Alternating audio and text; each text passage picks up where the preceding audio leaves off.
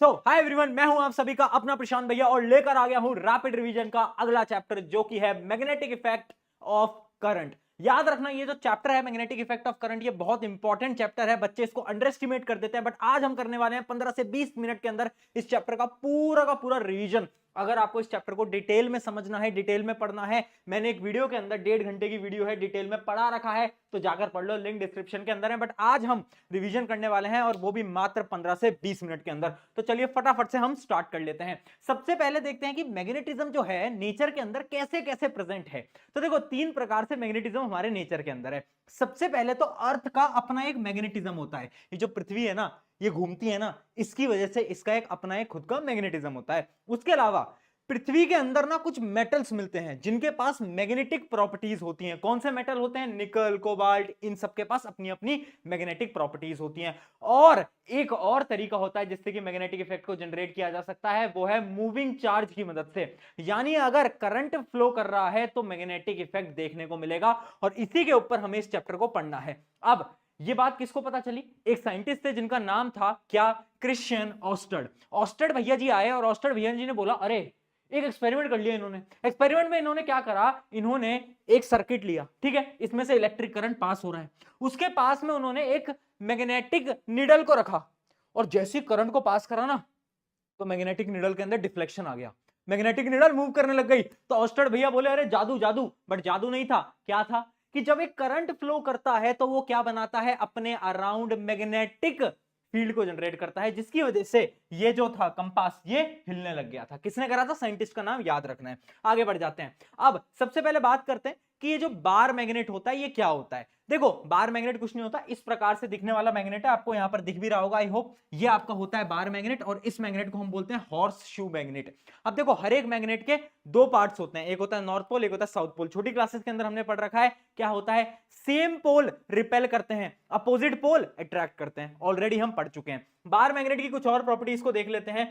अब इसकी एक और इंपॉर्टेंट प्रॉपर्टी ये होती है कि अगर हम एक बार मैग्नेट को बीच में से तोड़ दें तो हमेशा उसमें 2 ही पोल रहेंगे। जैसे कि इमेजिन करो, एक बार मैग्नेट था नॉर्थ साउथ, मैंने इसको तोड़ा, तो पता क्या होगा? अब ये छोटे वाले पीस में भी नॉर्थ साउथ हो जाएंगे, और इस वाले पीस में भी क्या हो जाएंगे? नॉर्थ और साउथ हो जाएंगे। यानी 2 पोल हमेशा होंगे एक बार मैग्नेट के अंदर, ठीक है। ये कुछ इसके फीचर्स हैं, बार मैग्नेट के कुछ सिंपल सिंपल फीचर्स हैं। आई होप ये सबको पता है। अब बात करते हैं मैग्नेटिक फील्ड के बारे में, बड़ा इंपॉर्टेंट। मैग्नेटिक फील्ड क्या होती है? जैसे कि इमेजिन करो, आप अपनी मम्मी के कितना दूर खड़े हो कि आपकी मम्मी आपको थप्पड़ मार सके, है ना, तो वो आपकी मम्मी की फील्ड है। अगर आप ज्यादा दूर चले गए तो क्या थप्पड़ आ पाएगा? नहीं। उस समय पर उड़ती हुई चप्पल आ सकती है, पर थप्पड़ तो नहीं आ सकता। सिमिलरली हर एक मैग्नेट की अपनी फील्ड होती है। वो दायरा जिसके अंदर वो अपनी फोर्स ऑफ अट्रैक्शन सामने वाले को फील करा पाए, वो कहलाती है मैग्नेटिक फील्ड। तो याद रखना, area around magnet in which effect of magnetism is felt, जहां पर मैग्नेटिज्म फेल्ट किया जा सकता है। अगली चीज आ जाती है मैग्नेटिक फील्ड ऑफ लाइंस। ये क्या होती है? कुछ नहीं है, इमेजिनरी लाइंस है ना, इमेजिनरी लाइंस हैं जो कि बताती हैं आपकी मैग्नेटिक फील्ड को, उसको अपन बोलते हैं मैग्नेटिक फील्ड ऑफ लाइंस। अब एक इंपॉर्टेंट चीज आ जाती है, properties of magnetic field of line, और इसमें से एक सवाल आना बेटा हर बार तय है। क्या क्या प्रॉपर्टीज है? बड़ी सिंपल प्रॉपर्टी है। सबसे पहली property, magnetic field of line north से निकलती है, साउथ में जाती है। एक डायग्राम की मदद से आपको समझा देता हूं। देखो, मैग्नेटिक फील्ड ऑफ लाइंस हमेशा नॉर्थ से निकलेंगी, साउथ में जाएगी।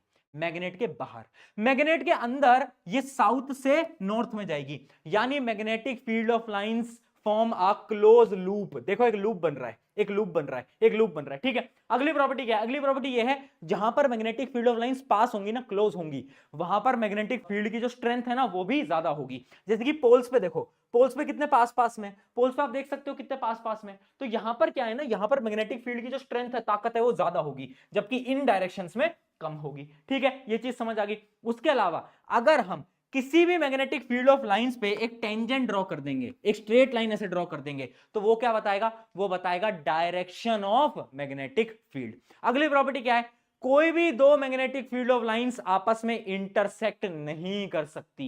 क्यों नहीं कर सकती इंटरसेक्ट? क्योंकि भाई इमेजिन करो, अगर 2 फील्ड ऑफ लाइंस इंटरसेक्ट कर गई, तो भाई इस पॉइंट पे एक डायरेक्शन यहां है, एक डायरेक्शन यहां है। क्या एक पॉइंट पे मैग्नेटिक फील्ड की 2 डायरेक्शन हो सकती है? 2 रास्ते हो सकते हैं? नहीं हो सकते।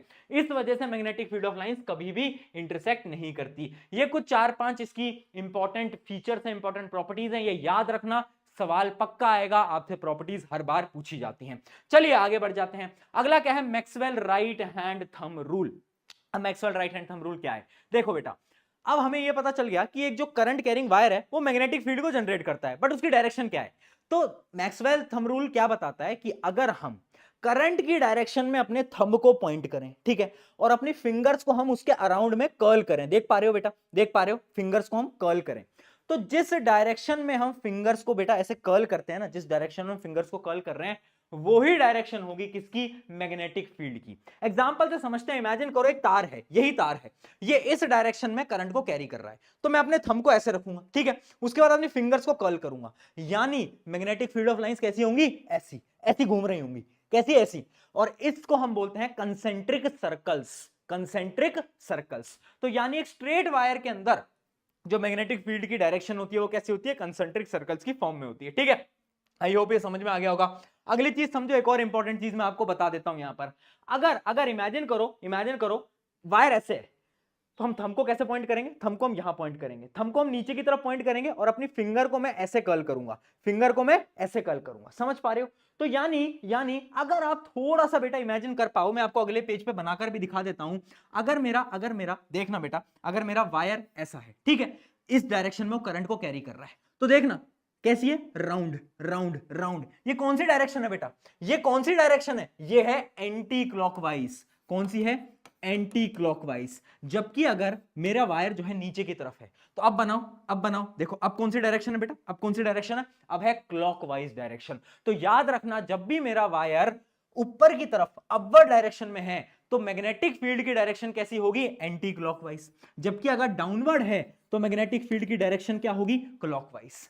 और इस पे भी एमसीक्यू के अंदर सवाल पूछा जा चुका है ऑलरेडी, तो याद रखना एंटी क्लॉकवाइज क्लॉकवाइज कंफ्यूज नहीं होना है, बड़ा ही सिंपल कॉन्सेप्ट है, ठीक है। अगर ऊपर है एंटी क्लॉकवाइज, नीचे है तो क्या, क्लॉकवाइज, इतना ध्यान रखना, ठीक है। अब इसी के ऊपर भी एक एक्सपेरिमेंट किया गया था, ये चीज पता कैसे चली, एक्सपेरिमेंट की मदद से। साइंटिस्ट ने क्या करा था, यहां पर एक कागज लिया, उस कागज के ऊपर बहुत सारे मेटेलिक छोटे छोटे टुकड़े डाल दिए, है ना, जो आपके आयरन के टुकड़े होते हैं वो डाल दिए। अब इसमें से करंट पास किया, जब करंट पास करा ना, तो थोड़ी देर में देखा कि जो आयरन के टुकड़े थे ना, ये एक शेप के अंदर बन गए, एक कंसेंट्रिक सर्कल की शेप में, जिसके आप यहां पर देख पा रहे होगे, ऐसे राउंड राउंड राउंड राउंड इस शेप के अंदर बन गए। तब साइंटिस्ट को समझ आया कि एक स्ट्रेट करंट कैरिंग वायर क्या बनाता है, अपने अराउंड कंसेंट्रिक सर्कल बनाता है। ये बात आपको याद रखनी है, वेरी वेरी इंपॉर्टेंट। चलिए आगे बढ़ जाते हैं हम। अगला कॉन्सेप्ट क्या है हमारा, magnetic field of lines due to current carrying loop. देखो इमेजिन करो, अभी हम स्ट्रेट वायर की बात कर रहे थे, अब अगर मैं बात करूं एक लूप की, लूप क्या होता है, एक सर्कल। इमेजिन करो एक सर्कल के अंदर करंट कैरी कर रहा है, तो उसके अराउंड मैग्नेटिक फील्ड कैसी होगी। बड़ा इंपॉर्टेंट डायग्राम है बेटा, ये डायग्राम आपको याद करना पड़ेगा। देखो अगर आप देखोगे इस छोटे से पार्ट के अंदर, इस छोटे से पार्ट के अंदर जहां पर करंट की डायरेक्शन कैसी है, करंट ऐसे घूम रहा है, करंट ऐसे घूम रहा है, ठीक है, तो हम थंब रूल को लगाएंगे, थंब रूल को लगाएंगे और हम देखेंगे अच्छा सर्कल है ना। सिमिलरली यहां पर करंट ऐसे है, हम देखेंगे सर्कल है ना। तो दोनों ही एंड्स पे कैसी होगी मैग्नेटिक फील्ड, सर्कल होगी, ठीक है। बट यहां पर समझने की बात यह है, एक सर्कुलर लूप के सेंटर पॉइंट पे, जो सेंटर पॉइंट होता है उसमें मैग्नेटिक फील्ड की डायरेक्शन हमेशा स्ट्रेट होती है, सीधी होती है। यानी अगर ये लूप है बेटा, इमेजिन करना है लूप है, इसके एंड्स पे तो sir round round round round round magnetic field होगी, बट जो सेंटर है ना, उसके अंदर मैग्नेटिक फील्ड ऐसी होगी, सीधी अंदर की तरफ जा रही होगी, सीधी सीधी, देख पा रहे हो, हाँ। तो ये जो है ये बड़ा इंपॉर्टेंट कॉन्सेप्ट है, और ये डायग्राम भी बार बार पूछा जाता है कि करंट कैरिंग लूप के अंदर आखिर मैग्नेटिक फील्ड की डायरेक्शन कैसी होती है। तो ये डायग्राम आप बना के आना, और याद रखना सेंटर में कैसी होती है, एकदम सीधी हो रही होती है। अब आगे बात करते हैं सोलिनॉइड। बेटा सोलिनॉइड क्या होता है, कुछ नहीं है, अभी हम एक लूप की बात कर रहे थे। अगर हम बहुत सारी लूप को घुमा दें, यानी एक वायर को लो, एक तार को लो और उसको घुमाते जाओ घुमाते जाओ घुमाते जाओ घुमाते जाओ, क्या बना देता है, वो बना देता है सोलिनॉइड। सोलिनॉइड कुछ इस प्रकार से आपको दिख रहा होता है, ठीक है। तो सोलिनॉइड क्या है, कुछ नहीं है, जब हम बहुत बार वायर्स के लूप बना देते हैं तो उसको हम बोलते हैं क्या, सोलिनॉइड। अब मैंने इसको एक बैटरी से कनेक्ट कर दिया और इसमें से करंट को मैंने पास होने दिया। अब जब मैंने करंट को पास होने दिया, तो एक बात बताओ, एक लूप के अंदर, एक मान लो करंट ऐसे जा रहा है, ठीक है, एक लूप के अंदर मैग्नेटिक फील्ड की डायरेक्शन कैसी होती है, सेंटर में कैसी होती है, अंदर की तरफ, है ना। यहां पर कितने सारे लूप्स हैं, यानी यहां पर मैग्नेटिक फील्ड की डायरेक्शन एकदम स्ट्रेट होगी। तो याद रखना सोलिनॉइड के अंदर मैग्नेटिक फील्ड की कैसी डायरेक्शन होती है, एकदम स्ट्रेट, एकदम स्ट्रेट, है ना। और उसके बाहर कैसी होती है, बाहर तो आप देख सकते हो, है ना, बाहर तो आप देख सकते हो।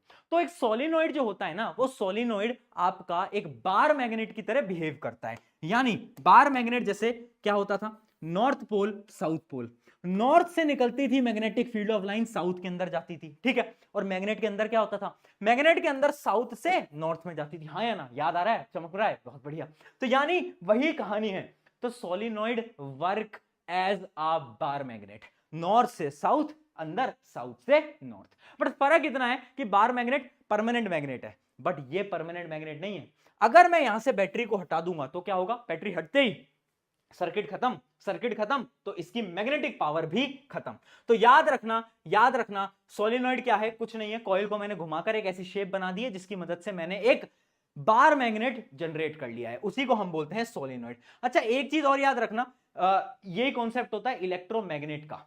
इलेक्ट्रोमैग्नेट क्या होता है, आपने देखा है मूवीज के अंदर वो बड़ी बड़ी क्रेन यूज की जाती हैं जिससे कि किसी भी चीज को ऐसे चिपका लेते हैं, देखा है आपने, बड़ी बड़ी गाड़ियां आती है ऐसे चिपक जाती हैं किसी चीज के, वो क्या होता है, वो एक प्रकार का इलेक्ट्रोमैग्नेट होता है। यानी वो मैग्नेट जो कि इलेक्ट्रिसिटी की मदद से चल रहा है उसको हम बोलते हैं इलेक्ट्रोमैग्नेट, और वो कुछ नहीं होता, वो सोलिनॉइड ही होता है। अच्छा, अब एक बड़ा इंपॉर्टेंट सवाल, ये बताओ कि सोलिनॉइड की मैग्नेटिक फील्ड की जो ताकत है, जो स्ट्रेंथ है, वो किस किस चीज पे डिपेंड करेगी।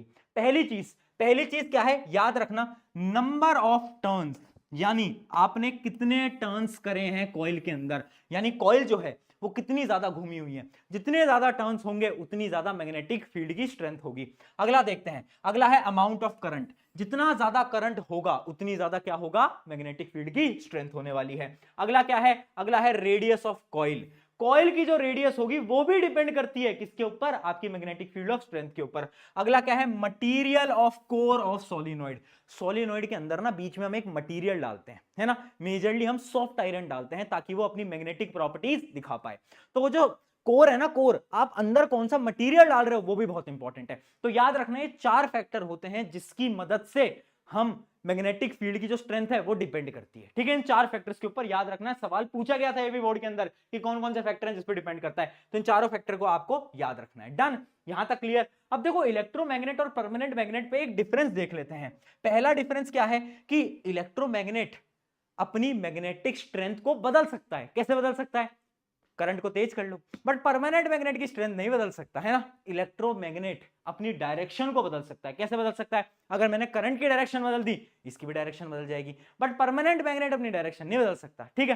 तो ऐसे ही कुछ 4-5 पॉइंट यहां पर लिखे हुए हैं, है ना, आप देख भी सकते हो। Strength changes with current, loses magnetism when current stop, जैसे करंट को रोक देंगे तो क्या हो जाएगा, मैग्नेटिज्म अपना रुक जाएगा। उसके अलावा need electricity to stay magnetic, electricity की इसको जरूरत पड़ रही होती है ना। पोल्स कैन बी स्विच, अगर हम करंट को बदल देंगे तो नॉर्थ साउथ पोल भी बदल जाएंगे, जबकि इनमें ये कुछ भी नहीं होता। ये कुछ 3-4 डिफरेंसेस याद रखना किसके अंदर, आपके इलेक्ट्रोमैग्नेट और परमानेंट मैग्नेट के अंदर। चलिए अगला कॉन्सेप्ट हम देखते हैं, forces on current carrying conductor. देखो अब साइंटिस्ट के मन में एक नई थ्योरी सूझी, उन्होंने सोचा कि देखो अगर हमें करंट कैरिंग वायर को ले, उसको लटका दिया, ठीक है, उसके पास में एक मैग्नेट लिया है, तो क्या ये आपस में फोर्स लगाएंगे, और उन दोनों ने आपस में फोर्स लगाई, और उस फोर्स की डायरेक्शन निकालना भी हमें सिखाया, किसकी मदद से, Fleming's left hand rule. Fleming's left hand rule क्या बोलता है बेटा, ध्यान से समझना, स्टेटमेंट बहुत ज्यादा इंपॉर्टेंट है, बार बार पेपर के अंदर पूछी जाती है। स्टेटमेंट ये बोलती है कि हमें हमारे थंब को, इंडेक्स फिंगर को, मिडल फिंगर को ऐसे 90 डिग्री पे रखना है, जहां पर हमारा जो थंब है वो हमें बताता है फोर्स की डायरेक्शन, हमारी जो इंडेक्स फिंगर है वो हमें बताती है मैग्नेटिक फील्ड की डायरेक्शन, और ये जो मिडल फिंगर है ये करंट की डायरेक्शन। बट भैया याद कैसे करेंगे, मैंने बोला ट्रिक बता देता हूं, टेंशन मत ले। ट्रिक क्या है, पहले आपके पापा यानी फादर, फिर आपकी मम्मी यानी मदर, फिर तुम यानी चिल्ड्रन। फादर यानी फोर्स, मदर यानी मैग्नेटिक फील्ड, चिल्ड्रन यानी करंट। अब तो याद हो गया, अब तो नहीं भूलोगे। तो यानी ये जो 3 चीजें हैं इनकी मदद से हम क्या करते हैं, इनकी मदद से हम इजीली फोर्स की डायरेक्शन को निकाल सकते हैं। तो फ्लेमिंग्स लेफ्ट हैंड रूल क्या बोलता है, ध्यान से समझना। फ्लेमिंग्स लेफ्ट हैंड रूल ये बोलता है इफ वी स्ट्रेच इन तीनों को परपेंडिकुलरली, देन जो थंब होगा ना वो हमें ये बताएगा कि फोर्स की डायरेक्शन क्या है। यानी अगर करंट की डायरेक्शन को मैं इससे रिप्रेजेंट कर रहा हूं और इंडेक्स फिंगर से मैं मैग्नेटिक फील्ड की डायरेक्शन को रिप्रेजेंट कर रहा हूं, तो थंब मेरा बताएगा कि फोर्स की डायरेक्शन क्या होगी। पहले तो स्टेटमेंट बहुत ज्यादा इंपॉर्टेंट है, उसके अलावा इसमें न्यूमेरिकल्स भी भर भर के पूछे जाते हैं। भैया न्यूमेरिकल्स कैसे पूछे जाते हैं वो आप बता दो, तो न्यूमेरिकल्स में एक दो आपको करा देता हूं। देखो एक पॉइंट याद रखना, जब भी आपको ऐसे क्रॉस क्रॉस क्रॉस क्रॉस दिखे ना, इसका क्या मतलब होता है कि मैग्नेटिक फील्ड अंदर की तरफ है। बट अगर आपको ऐसे डॉट डॉट डॉट डॉट ऐसे दिखे ना, तो याद रखना मैग्नेटिक फील्ड बाहर की तरफ है ना। ये सिंपल सी चीज है, आपने ऑलरेडी पढ़ रखा है, आपको पता होगा, ठीक है। अब इस क्वेश्चन को सॉल्व करो, अगर मैग्नेटिक फील्ड अंदर की तरफ है, ठीक है, करंट की डायरेक्शन ये है, तो फोर्स कहां लगेगा बेटा? एक बार सॉल्व करते हैं, अपनी फिंगर्स को ऐसे कर लीजिए फटाफट से, है ना। और अगर हम इसको सॉल्व करेंगे तो आप देख सकते हो ये है मैग्नेटिक फील्ड। मैग्नेटिक फील्ड क्या होती थी? Index finger. इंडेक्स फिंगर को अंदर डाला, मिडल फिंगर को ऊपर करा, तो थंब कहां पर आ रहा है? थंब आ रहा है इस डायरेक्शन में, तो फोर्स की डायरेक्शन होगी बेटा ये, सबकी यही आई। चलिए इस क्वेश्चन को सॉल्व करते हैं। अब इसमें देखो क्या है, मैग्नेटिक फील्ड अंदर की तरफ और करंट की डायरेक्शन ये वाली, तो थंब कहां है? अपवर्ड, तो अपनी फोर्स कहां लगेगी? फोर्स लगेगी अपवर्ड। तो ऐसे बहुत सारे क्वेश्चन होते हैं। अब इसके अपन लेवल 2 के ऊपर चलें तो एक क्वेश्चन बार बार पूछा जाता है अल्फा पार्टिकल और इलेक्ट्रॉन्स का। याद रखना हम यहां पर करंट की डायरेक्शन ले रहे हैं। क्वेश्चन के अंदर कंफ्यूज करने के लिए आपको बोलेगा एक इलेक्ट्रॉन मूव कर रहा है। इलेक्ट्रॉन क्या होता है बेटा? नेगेटिव चार्ज, है ना। इलेक्ट्रॉन की जो डायरेक्शन होती है ना, करंट की डायरेक्शन उसकी अपोजिट होती है। तो अगर क्वेश्चन के अंदर आपको इलेक्ट्रॉन गिवन है ना और उसकी डायरेक्शन ये दे रखी है, तो आपको एक्चुअली में पता है कौन सी डायरेक्शन लेनी है? ये वाली। क्यों? क्योंकि करंट की डायरेक्शन अपोजिट होती है एज कंपेयर टू इलेक्ट्रॉन। इस बात को याद रखना, ठीक है। तो अब ये वाली डायरेक्शन ले लो और इस क्वेश्चन को फटाफट से सॉल्व कर दो। जैसे आप देख सकते हो मैग्नेटिक फील्ड कहां है? इनसाइड है। करंट की डायरेक्शन कहां है? करंट की डायरेक्शन इस तरफ है। तो अपना थंब कहां पॉइंट कर रहा है? थंब पॉइंट कर रहा है डाउनवर्ड, तो यानी फोर्स होगी अपनी नीचे की तरफ, है ना। और ऐसा ही क्वेश्चन आता है अल्फा पार्टिकल में। अल्फा पार्टिकल में कुछ नहीं करना, अल्फा पार्टिकल एक प्रकार का पॉजिटिव पार्टिकल होता है। डन। चलिए यहां तक हमें सारी चीज समझ आ गई है। ऐसे बहुत सारे न्यूमेरिकल आप अलग अलग किताबों से प्रैक्टिस कर सकते हो। अब हम बढ़ते हैं आखिरी टॉपिक की तरफ, जो कि है डोमेस्टिक सर्किट। देखना बेटा, डोमेस्टिक सर्किट दो टाइप का होता है ना। हमारे घरों के अंदर जो बिजली आ रही होती है वो एसी के अंदर आती है, जो कि होता है आपका अल्टरनेटिंग करंट। उसके अलावा एक और चीज होती है जो कि होता है आपका डायरेक्ट करंट, जो कि आपकी बैटरीज के अंदर होता है। अब इसके डिफरेंस पे सवाल बिल्कुल पूछा जा सकता है, डिफरेंसेस याद कर लेना। देखो अल्टरनेटिंग करंट क्या होता है ना, बेसिकली अल्टरनेटिंग करंट आपका होता है लॉन्ग डिस्टेंस ट्रेवल करने के लिए। यहां पर करंट जो होता है ना वो अपनी डायरेक्शन बदलता रहता है ना। कभी इधर चला कभी उधर चला, अपनी डायरेक्शन बदलता रहता है। और काम क्या होता है इसका? AC can travel safely for long distance, जबकि DC can not travel long distance. अगला पॉइंट देखते हैं, फ्रीक्वेंसी इज 50 और 60 हर्ट्ज। इंडिया के अंदर 50 हर्ट्ज होती है, बाहर की कंट्रीज के अंदर 60 हर्ट्ज होती है। ये 50 हर्ट्ज 60 हर्ट्ज का मतलब क्या है? इसका है मतलब है कि जो मूवमेंट हो रही है ना बेटा, वो क्या हो रहा है? 50 मूवमेंट हो रही है एक सेकंड के अंदर। इसका ये मतलब है 50 हर्ट्ज, ठीक है बेटा। तो ये हो गया 50 hertz 60 hertz depending upon the country. यहां पर कोई फ्रीक्वेंसी नहीं होती, जीरो फ्रीक्वेंसी होती है डीसी की। अगला, current direction reverses periodically. Current अपनी डायरेक्शन को बदलता रहता है, there is no change in direction. अगला, चीपर देन डीसी जनरेशन। ये थोड़ा सस्ता होता है, इसलिए आपके घरों में जितने भी बिजली के तार आते हैं वो एसी पे आते हैं, जबकि ये थोड़ा एक्सपेंसिव होता है, ये बैटरीज के अंदर यूज किया जाता है, ठीक है। ये डिफरेंस आपका इंपॉर्टेंट था। अब अगला जो हमारा पॉइंट बच जाता है वो है आपका क्या? वायर्स। देखो बेसिकली आपके घरों के अंदर तीन प्रकार के वायर्स आते हैं, है ना। एक क्या होता है? एक होता है आपका लाइव वायर, एक न्यूट्रल वायर और एक और वायर होता है ना, जिसको हम ग्रीन वायर बोलते हैं। अभी आपको उसके बारे में बता देता हूं, जिसको हम अर्थ वायर भी बोलते हैं। तो बेसिकली ये जो डायग्राम है इसकी मदद से मैं आपको समझा देता हूं। लाइव वायर हमेशा रेड कलर के वायर होते हैं जो कि करंट को लेकर जाते हैं, ठीक है। और जो आपके न्यूट्रल वायर होते हैं वो हमेशा ब्लैक कलर के होते हैं। याद रखना कलर क्या होता है इसका? इसका कलर होता है ब्लैक और उसका होता है रेड, ठीक है। तो रेड वाले जो है वो करंट को लेके जाते हैं, ब्लैक वाले करंट को वापस लाते हैं, ठीक है। यहां पर अगर हम देखें आपके घर का एक सिंपल सा सर्किट दे रखा है, लाइव वायर आया, ये आपका इलेक्ट्रिकल मीटर है जो कि आपके पैसे बताएगा कितने पैसे भरने हैं। ये आपका क्या है? डिस्ट्रीब्यूशन, अलग अलग वायर्स चले जाएंगे। यहां पर आपका अप्लायंस है, अप्लायंस पे आप देख सकते हो ग्रीन वायर और कनेक्टेड है। ये ग्रीन वायर क्या है? ये ग्रीन वायर है अर्थ वायर। अर्थ वायर क्या करता है? बेसिकली आपके जितने भी अप्लायंस है ना वो थोड़े चार्ज को लीक कर देते हैं। चार्जेस क्या हो जाते हैं? लीक हो जाते हैं। तो जब चार्जेस लीक हो जाते हैं ना, तो अगर आप टच करोगे आपको करंट लग जाएगा। तो उस करंट के शॉक से बचाने के लिए हम ना अर्थिंग करवा के रखते हैं, यानी हमारे हर अप्लायंस जमीन के अंदर जाया होता है। तो जितना भी एक्सक्लूसिव करंट है ना, जो एक्स्ट्रा करंट है, वो कहां चला जाता है? वो जमीन पे चला जाता है by the help of earth wire. यहां पर आप पढ़ भी सकते हो क्या होता है। यहां पर इसका कलर ग्रीन होता है। इसका मेन काम क्या होता है? जो लीक्ड चार्ज होता है उसको ग्राउंड तक पहुंचाना, ताकि हम शॉक से बच जाएं। ये काम होता है आपके किसके? ग्रीन वायर का, ठीक है। तो ये आपको क्लियर हो गया, earth wire, live wire, neutral wire. I hope ये एकदम क्लियर है। अब बढ़ जाते हैं अगले पॉइंट की तरफ, जो कि है short circuit, overloading and electrical fuse. देखो शॉर्ट सर्किट क्या होता है, एक सिंपल से एग्जांपल से समझते हैं। इमेजिन करो आपको एक बल्ब जलानी थी, है ना, ये आपकी बल्ब जलानी थी। एक होता है आपका लाइव वायर, एक होता है आपका न्यूट्रल वायर, ठीक है। अब इमेजिन करो गलती से हुआ क्या कि जो लाइव और न्यूट्रल वायर थे ना, ये आपस में मिल गए। ये आपस में टच हो गए। अब जैसे ही ये आपस में टच हुए ना, तो करंट को एक छोटा रास्ता मिल गया। अब करंट को यहां से नहीं जाना, अब आपका करंट क्या करेगा, यहीं से जाने की कोशिश करेगा।